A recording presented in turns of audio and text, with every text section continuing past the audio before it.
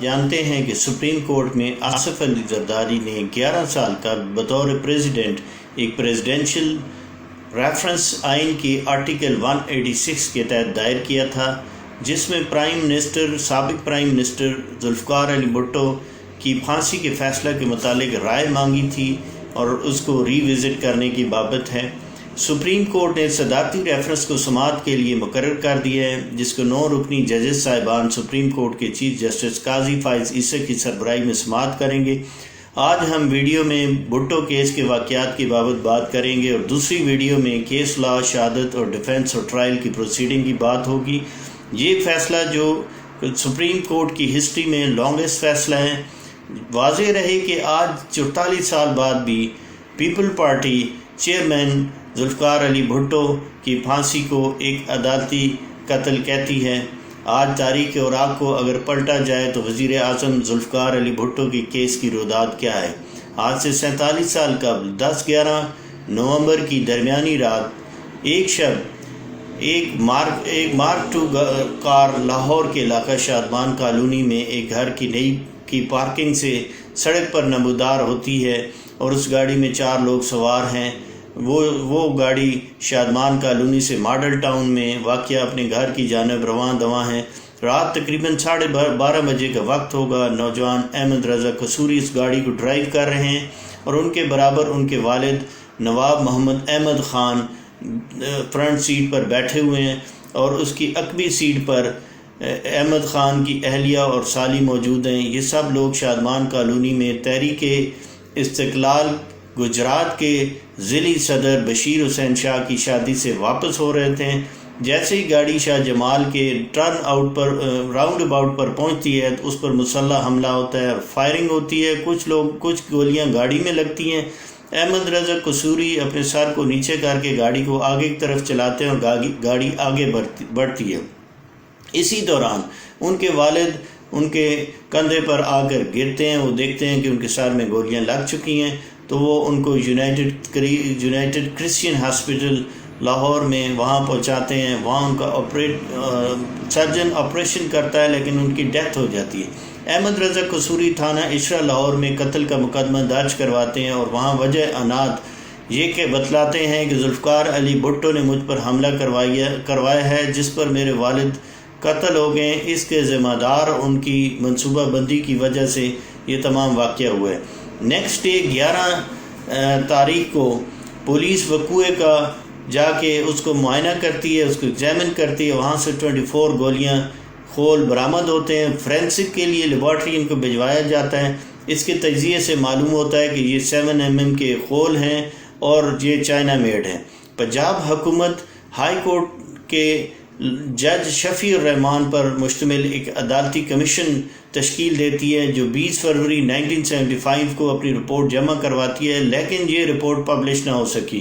اسی طرح 24 اور 25 جولائی 1977 کو مارشل لا میں ضیاء الحق کا دور شروع ہوتا ہے اور ٹھیک 20 دن بعد فیڈرل سیکورٹی فورسز کے سب انسپکٹر ارشد اقبال اور سب انسپکٹر رانا احمد کو گرفتار کر لیا جاتا ہے اور اسی طرح یہ 26 جولائی 1977 کو میجسٹریٹ ذوالفقار علی طور کے سامنے پیش ہوتے ہیں اور اقبال جرم اور اس کا اعتراف کر لیتے ہیں اور اس کے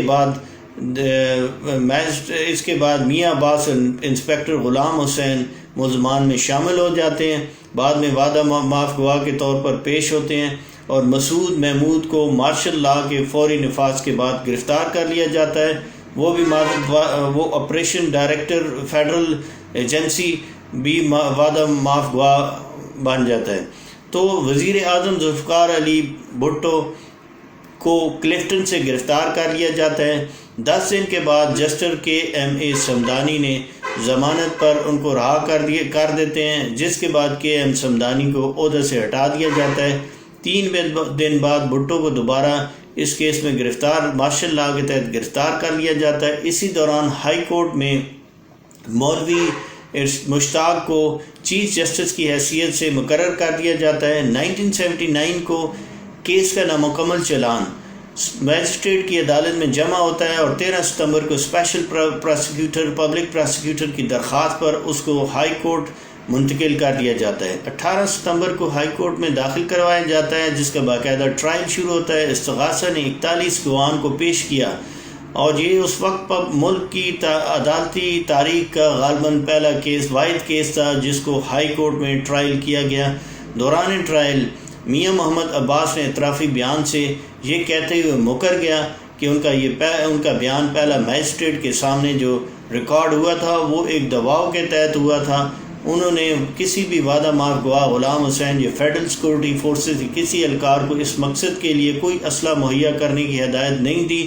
اس دوران گواہان غلام ارشد اقبال اور غلام مصطفیٰ اور رانا افتخار احمد اپنے اعتراف کے جرم پر قائم رہے اور انہوں نے کہا کہ رات کا حملہ اپنے سینئر غلام حسین میاں محمد عباس کے کہنے پر کیا، جس میں احمد رضا کی والد کی موت ہوگی۔